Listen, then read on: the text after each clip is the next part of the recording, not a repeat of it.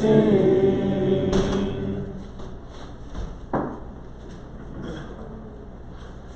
Are you still awake? Barely hanging in there? All right. Well, I have several jobs now. Several goals to meet right now. One is to keep you awake. 2 is to get through my lesson. And 3 is to do it on time. All right. That's a big gauntlet for me. I like to talk even when I have nothing to say. So, we're supposed to talk on excel as leaders. And to be honest, I was actually really excited to get this topic because I have a lot of ideas about leadership. I read a lot about leadership.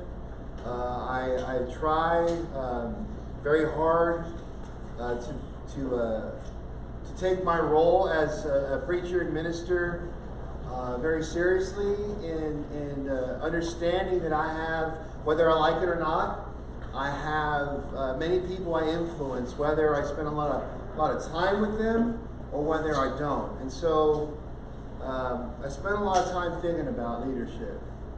Frankly, I think it's something that we don't spend enough time digging into at home. I don't think it's enough that we dig into in church. And I think it's something that society has decided to tell us a certain narrative about leadership that is very inconsistent with what we see God telling us about leadership. So I started putting together all these cool quotes. I started putting together all these books that I've read, and then as I started kind of compiling them, I was like, I don't like any of this. I don't like any of it. I didn't feel comfortable. I still don't feel comfortable about this lesson and its format. And I think part of it is because there's always more that can be said, right? So it's kind of like talking about leadership is like pouring water into your hand. You know, there's just so much that you just can't hold, right? And you're trying to pass it on to someone, and it just feels like this hard challenge. So I'm going to try. I've written this outline at least twice, and then once last night. So I'm just gonna take off, and we'll see how it goes.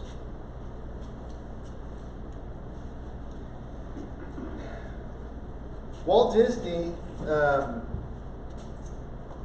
he's known for Mickey Mouse and Disneyland and all this other stuff, movies, and he founded an empire that owns everything possible. They even own apples.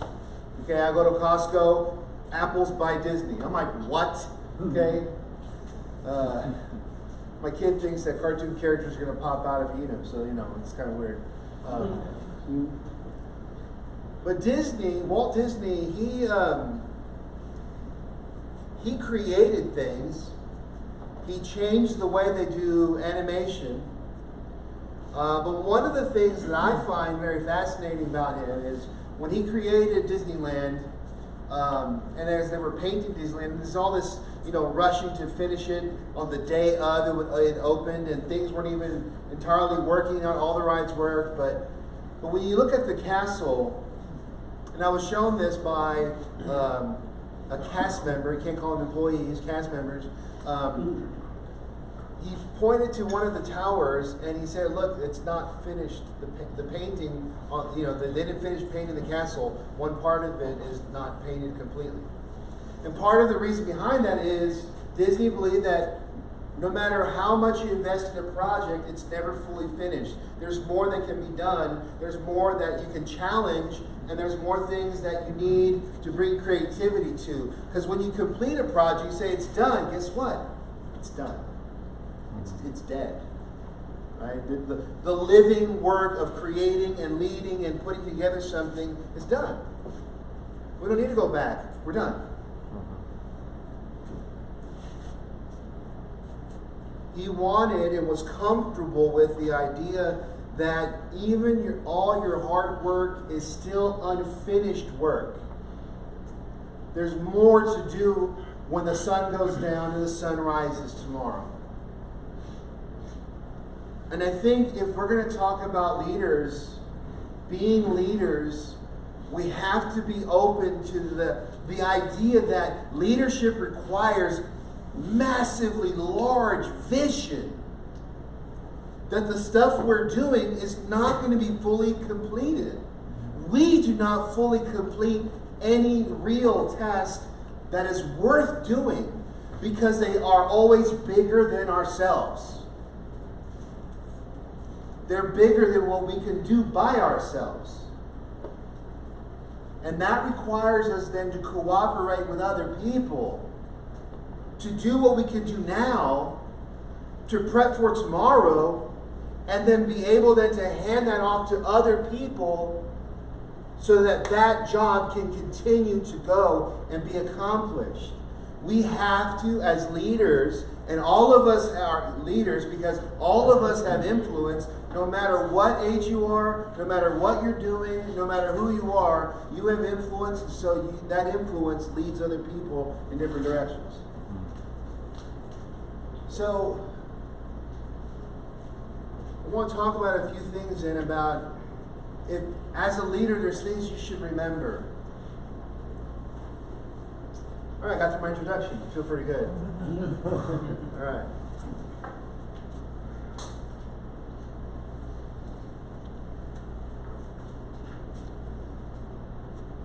First thing, if you're going to excel as a leader, remember that the domain of a leader is the future. That's where we do our best work. The future is our job.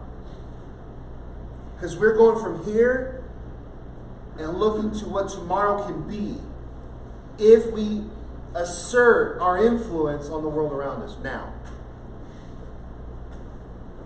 The future is our domain. And of course, we can get into things like the word lead is in the word leader and all those cutesy little things. But if I'm reading the Bible, I want to say that, yeah, a leader does lead, but I think we lead in a very different way.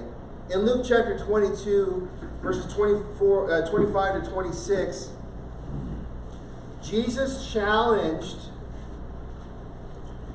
the standing belief that if you're going to be a leader, he uses the word king or protector or provider, benefactor, very ancient term for a political leader. He says in Luke 22, whoever has it, Luke 22, verse 25, 26, just go for it. Anybody? And he said to them, the kings of the Gentiles lord it over them, and those who have authority over them are called benefactors. But not so with you. But let him who is the greatest among you become as the youngest, and the leader as the servant. For who is greater, the one who reclines at the table, or the one who serves? Is it not the one who reclines at the table? But I am among you as the one who serves. Thank you. So Jesus shows, yeah, according to the standards of the world, like just, like maybe at your job, right? Who's the greater at the job? Well, it's usually the guy who's paying you. That's the person who's greater than you, right? And you work for them, right? But if you put on your kingdom eyeglasses, right? If you look at it the way Jesus looks at it, the greatest among you is the one who is going to serve people. And that's a characteristic of God. You don't often think about God as servant. But as it was pointed out today very clearly, and I don't have to go into it now, God created the world. The world is an act of God's divine service to his children. It provides for us all things. And so, earthly power is not going to help us as much as we think. But service is how you actually create real change for tomorrow. So if you're going to excel as a leader, have a servant's heart and be a servant like Jesus, like God, we have to learn that one of the things that has to die in many ways is our ego. Our ego. Well, that's really hard. That's really hard. Because even in like Christian speak, just hear me out.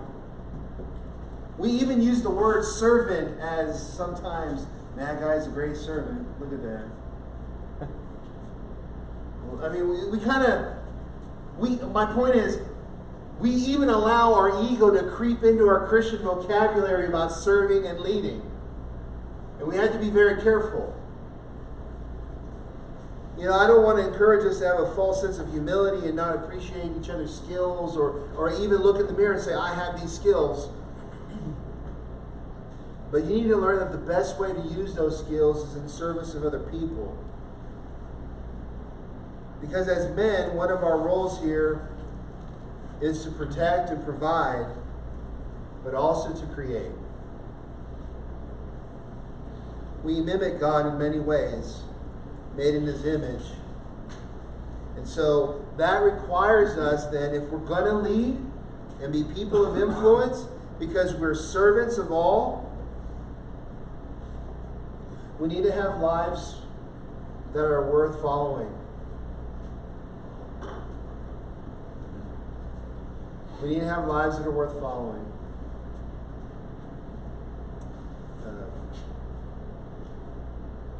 That's a really hard one, because when you look in the mirror, I guarantee you, many of us here would say, I don't feel like I can look in the mirror and say, I have a life worth following. But this is why leadership and influence cuts both ways. You're either going to be an influence positively, like good actions and good service, or your life is going to maybe be spiraling out in certain areas, and you're going to say, wow, I'm a hot mess over here. That's why our egos have to go in many ways, because we have to be willing to serve and also to follow. You cannot be a good leader if you're not a good follower. You have to learn how to drop your ego to serve so that other people can do the same.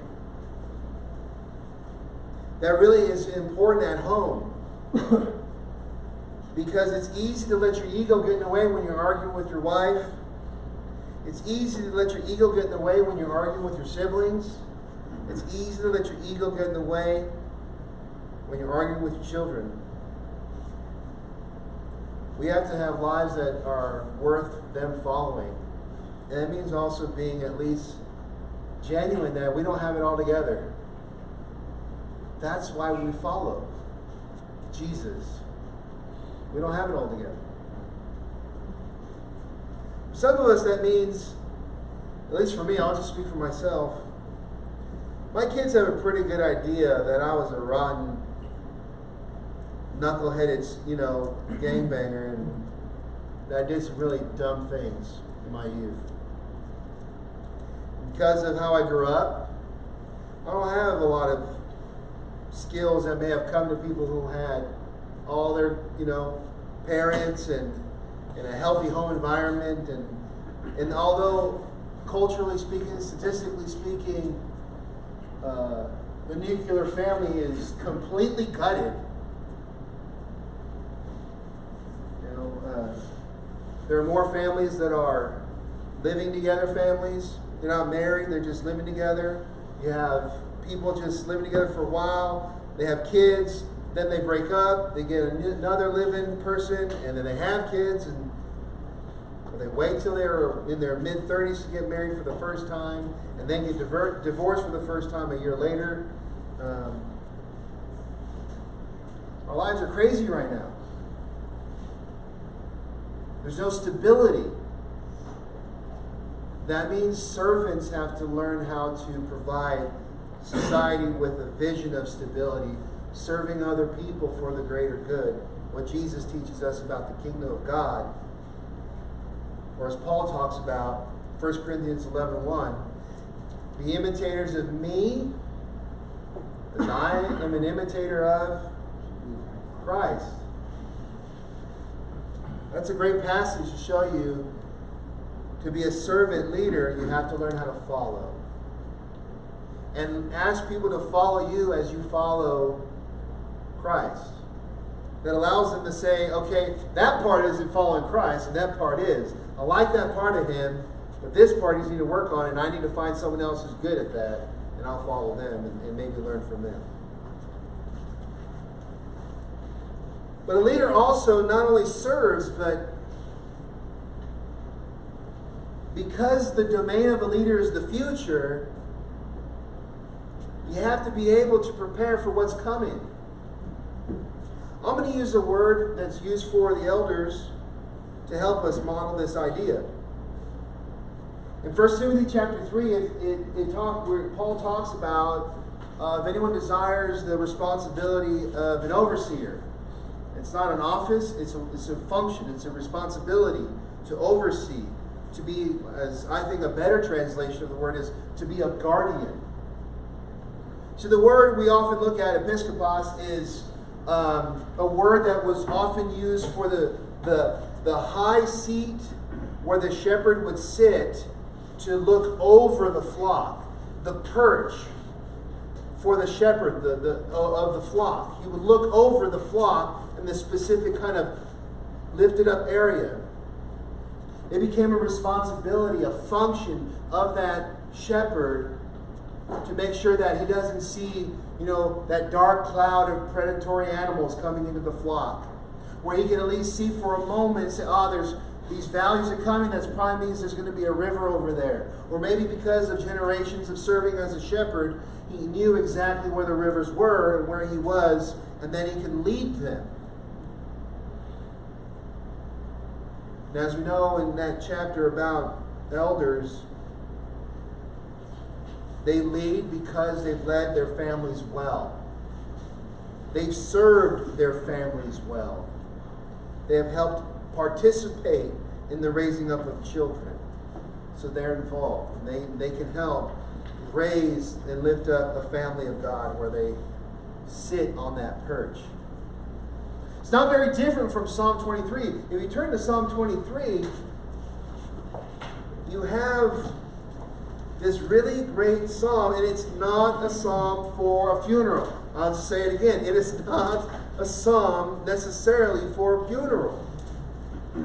It's a psalm of actual preparation for the hardships of life. Because David says here, and I'll read it here, "The Lord is my shepherd, I shall not want. He makes me lie down in green pastures. He leads me beside still waters. He restores my soul. He leads me in paths of righteousness for his name's sake." So at this point, David is talking about all the things that God does for him as a sheep in his flock. But here's the reason why. The shepherd is feeding them to fatten them up, of course, to get them all healthy, so when it's time for shearing, they have plenty of wool. But the other part of why he feeds them, the other part of why he brings them by still, peaceful waters without predators in them, is so that they can handle the journey through the valley of the shadow of death. The shepherd knows we're going to go through some places. There's not going to be any water. There's not going to be any grass. We need to make sure that the wounded are mended and healed. They're restored. Their energies and their, animals have a sense of positive behavior or, being skitty, a little scared or whatever, but he's preparing them so that they can get through what's coming ahead. That's really the only point I want to bring up from this passage. Besides the point, of course, that God walks with us through them. And when we get to the other side, he feeds us again. There's a banquet waiting. David changes the analogy of a sheep into a celebration and a victory over the enemies of God's people. But the point is still there.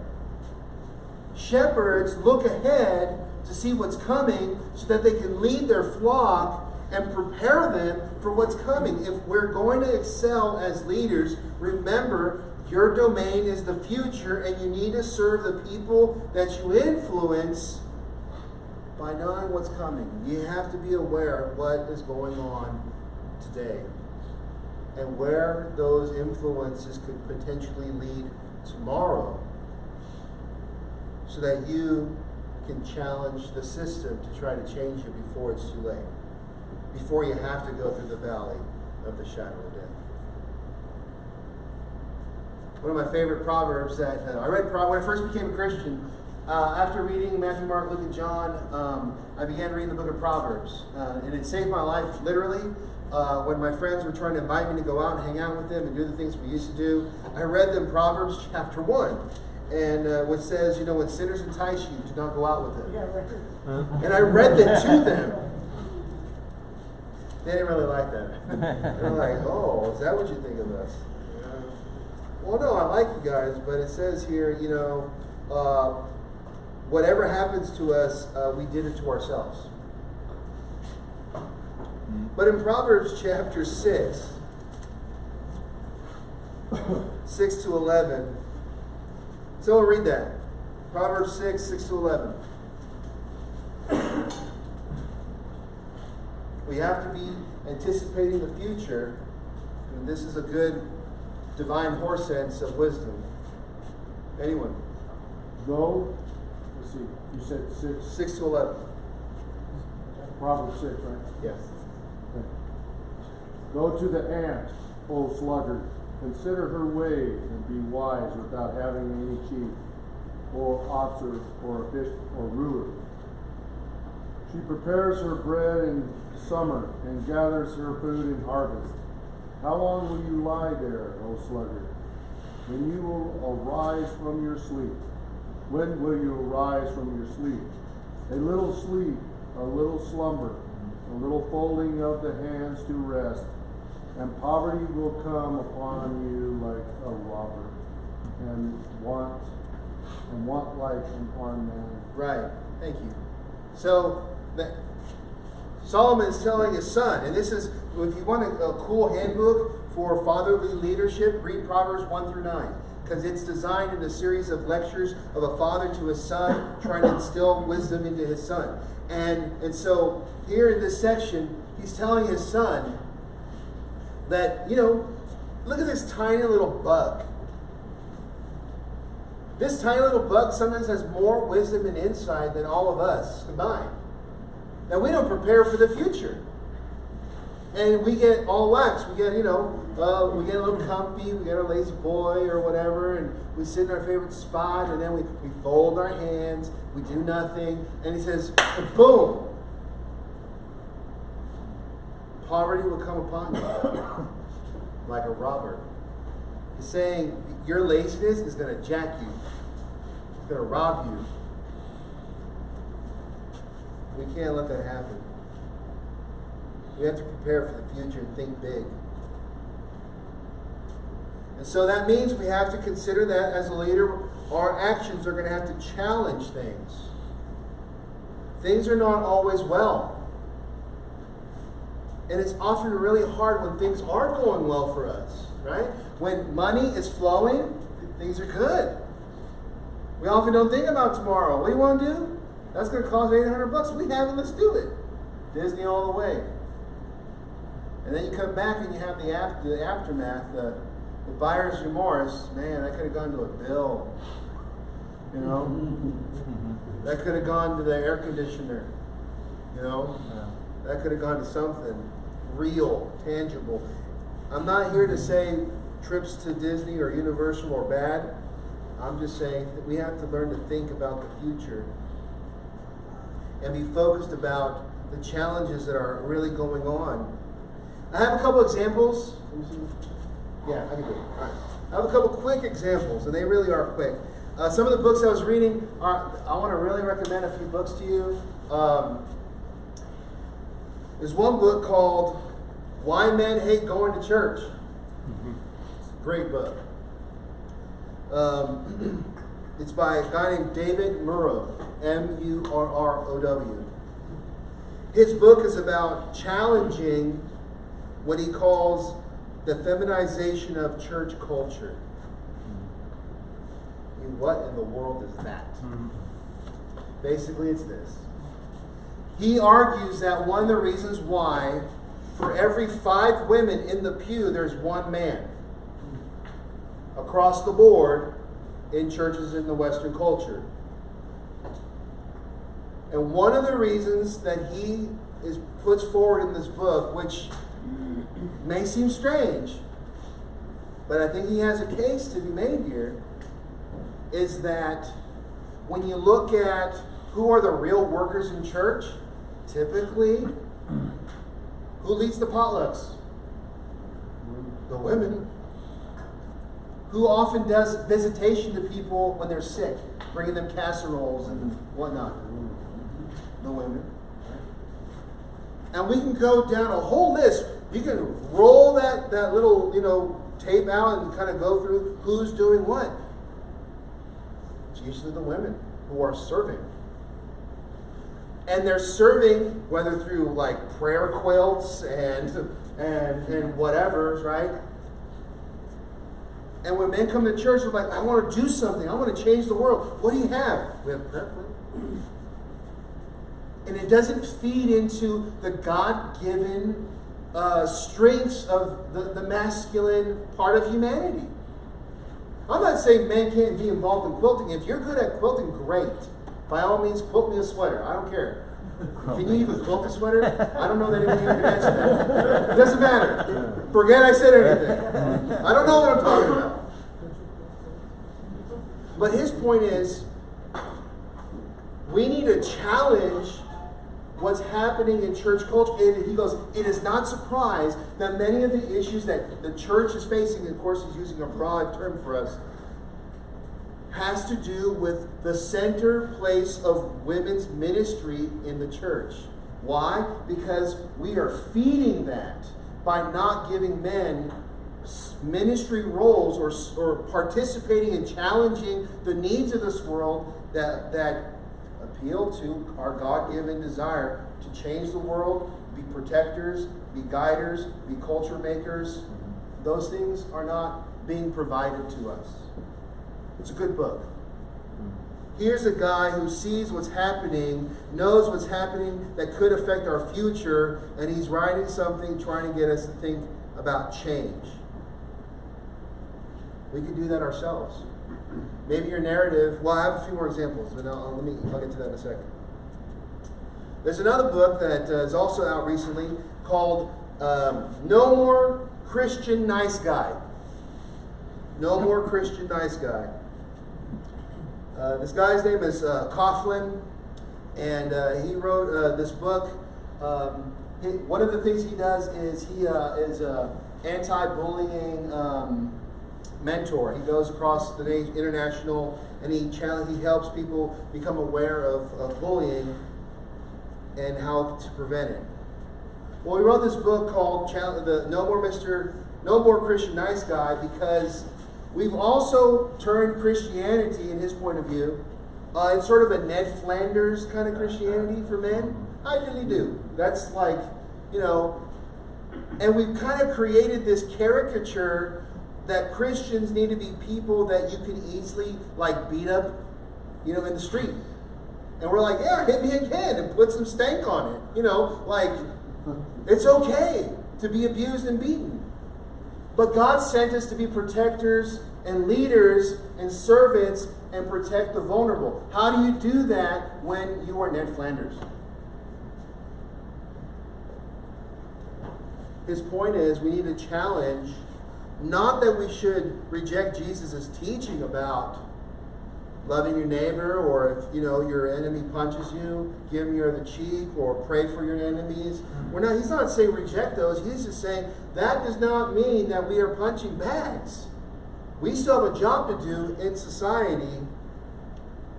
And he says, we have been told, and we talked about this a little bit, for far too long, that being men is wrong. Male toxicity. By the way, Week from today at the Highland Church of Christ, we're going to have male spiritual leadership, and our panel is going to be on the issue of male toxicity and the fake argument. Any behavior that is wrong is toxic. And if men are just happen to be toxic in their behavior, it doesn't mean that there is men, humanity, or excuse me, masculinity is by nature toxic. These guys have written these books to challenge, right? What's going on around us. They see these trends and they want to put a stop to it, and they write these books to enlist us to take seriously their concern. They're serving us by helping us challenge the system. And if we're going to challenge the system, we need to know what's going on. We cannot put our heads in the sand. We cannot let other people do it for us. We cannot let our preachers be the only ones who study about culture and what's going on in it. And we cannot let our government be the only one, through legislation, to deal with the injustices of our times. We are called to do that. We shouldn't let other people raise our children. Why should we let other people shape our culture? We need to be involved. So that means we're going to have to make some hard choices. Here's a quick list if you're curious how to start. Maybe you don't know how to evaluate what's going on. Here's 4 or 5 quick points. You need to take a hard look at reality. What's really going on? It took me a while to realize that society has been attacking us for a really long time. Watching TV with my kids over the last 18 years, the dad is always an idiot on TV. The mom is equally dumb for marrying him. Somehow they own a business and it's thriving. But when it comes to the children, they are the geniuses. And they don't need to go to mom and dad for help. They can figure it out all themselves. Phineas and Ferb. They figure they can build spaceships, time travel, and do all this crazy stuff, and their parents have no idea. Believe it or not, that is the easiest way to tell your children you are not important. You are irrelevant because TV media is lazy, emotional information. And they're spoon feeding it to us. Look at reality. See what's wrong. See what could be done, how things should be. Begin to change the way you act to line up with what needs to change. And start inviting people to help you. Talk about it. You need to talk about it. And you need to do something about it. Unfortunately, sometimes when we do bring up issues, look, I've spent all my life since I was 17 being a Christian and wanting to serve the church. But sometimes church has not always been a place that has heard the troubles of our time. Because we don't want to hear it, or we think we shouldn't get involved. And we think, oh no, it just can't be true. But if I take a look at history, some of the greatest things have been done through the church, but sometimes some of the worst things that have happened in our society have been done because the church has not done anything. We need to change that.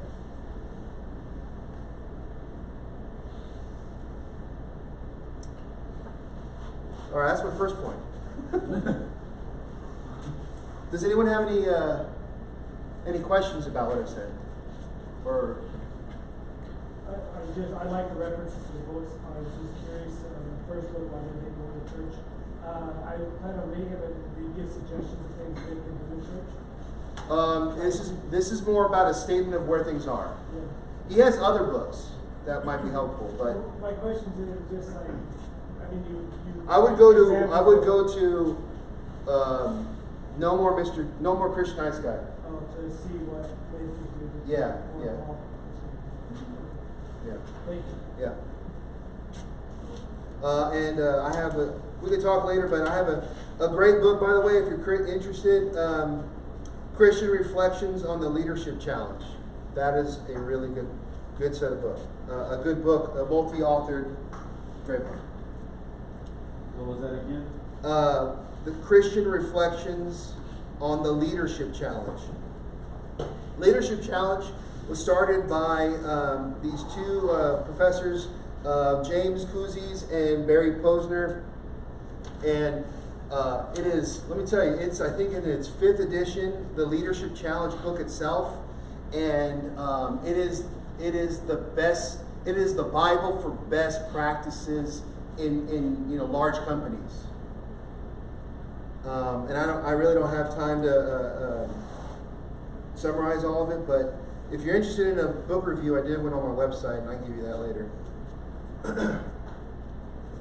So we'll move on to the next point. And all right, I don't have it all the time I wanted, but it's okay. Jesus changed how leadership works. And he is the chief culture creator. He is the CCC. In fact, here's a quote from Kuzis and Posner. I don't know how to say their names, so I keep messing it up all the time. He goes, just imagine if Jesus had been the kind of leader the Roman emperors were.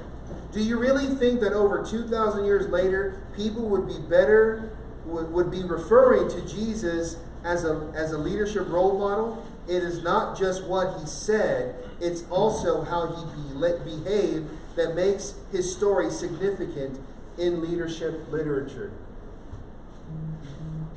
Leadership literature looks at Jesus. There's a book called Lead Like Jesus. Great book.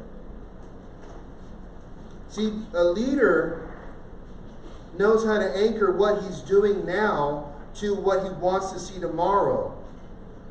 And part of that is to appreciate the potential of every one of us to be the leader that can create the better future for tomorrow. We're so stuck in what you've done in the past that we forget to look at what your future can be. I was often confined to my past. I did drugs, slept with women, beat up people, done things I should have been arrested for, but it wasn't. I'm complicit in a dangerous culture of gang violence. I have no way of knowing the consequences of my past actions. And I often allowed myself to believe there was no real good future for me, even though I wanted to participate in the kingdom of God. But Jesus changes that your past does not determine what you can do with your future.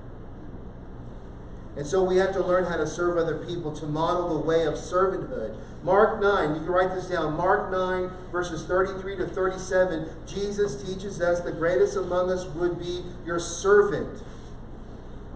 And if we're going to create culture, we need to learn how to make this alive to other people. There's a book called Creating Magic by a guy who used to work at the Disney Institute.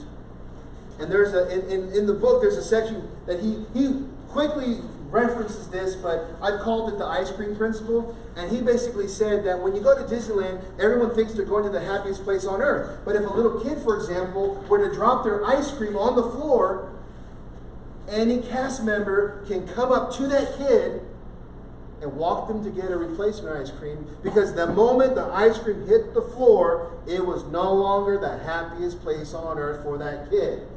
They knew they could change that by getting them a new ice cream. Well, how is that translated into the kingdom? In Mark chapter 10, verses 13 to 16, when the disciples were pushing moms and babies away from Jesus, and Jesus rebuked them for even doing that, he said, if you cannot receive these little children, you won't know how to receive the kingdom of God. If you cannot receive the vulnerable and bring them into and protect them and love them and give them a place, you don't know what the kingdom of God is. We need to learn from Jesus how to change culture. And we need to do it together. Paul had a Timothy, sent him 2 letters.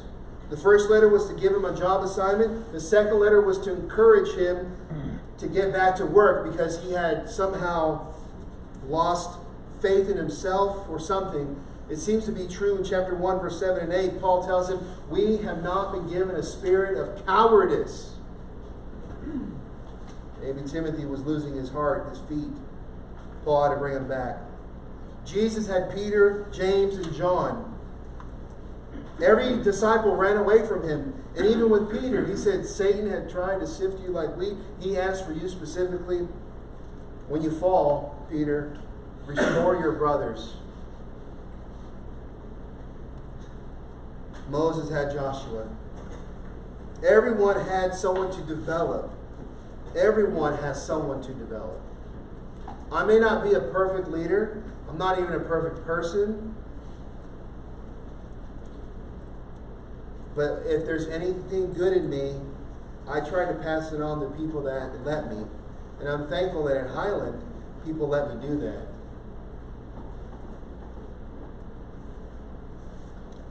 Finally, let me just end this. I'm skipping a rather large section here, but Walter Brueggemann, he's an Old Testament scholar. He said, will our faith have children? Will your faith have children? He cited Exodus 12, 26, 27, when Moses was talking about when the days will come when your children will ask you, when you're having the Passover, what do you mean by this service? And the family, the senior member of the household is supposed to teach the youngest person in the household, God saved us from slavery while we were in Egypt. He's passing on from his generation, past his son's generation, to the youngest generation, so that the youngest people can become influenced by the leaders of yesterday to become the leaders of tomorrow.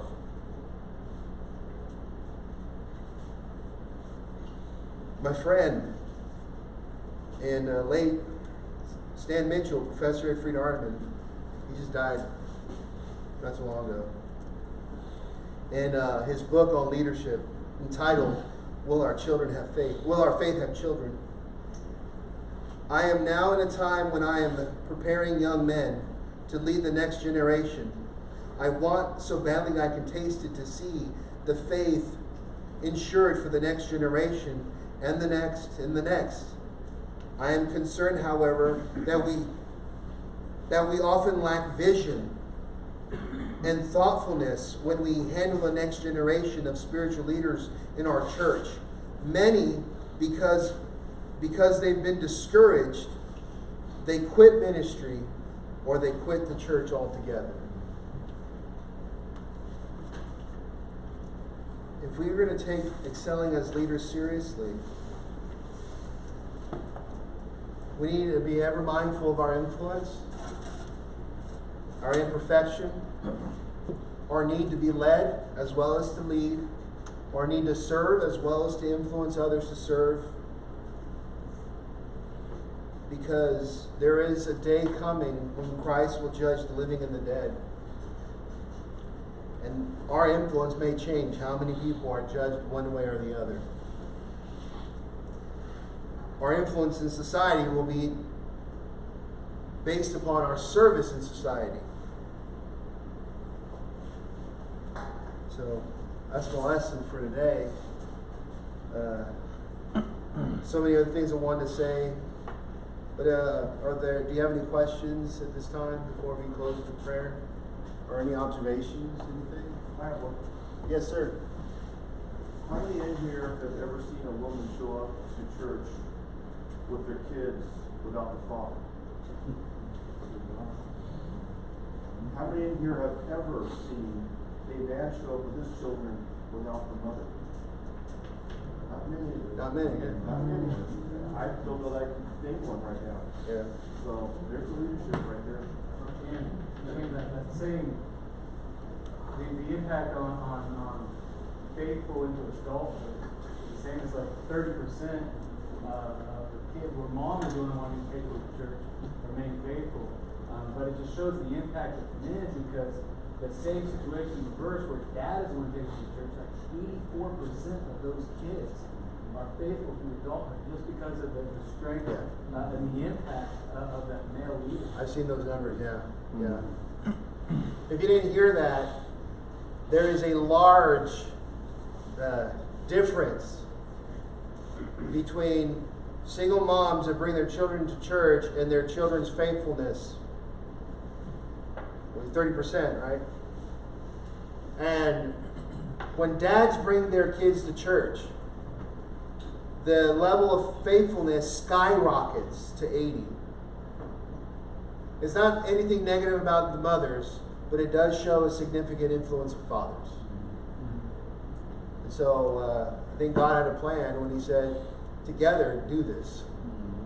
Overlapping influence. Well, let's bow to a word of prayer. Thank you for your attention. Sorry there wasn't too much interaction, but let's pray.